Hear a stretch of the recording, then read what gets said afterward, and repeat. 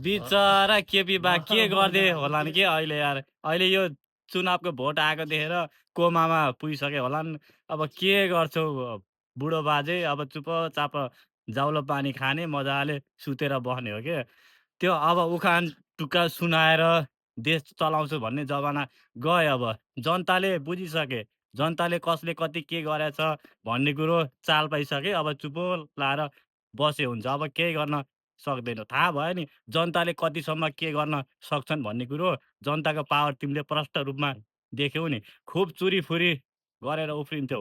जनताको कुरा नसुन्ने, रोडको आवाज के छ त्यो तिमीले मान्यता दिएनौ। कसैको कुरा सुनेनौ। आफ्नो खाल्लोमा आफै पर्यौ, जाकियो। अब सकियो। अब एमाले, काङ्ग्रेस, माओवादी, खामावादी सबै सकिएको। अब जे गर्छ बालेन रविले मात्रै गर्न सक्छ, अरूले गर्न सक्दैन। सक्दैन। अब 100% सक्दैन। अब चुपोचापी जाउलो खाएर रुममा उतान टाङ लाएर सुत्यो भयो। तिम्रो काम छैन। अब थाहा पायो।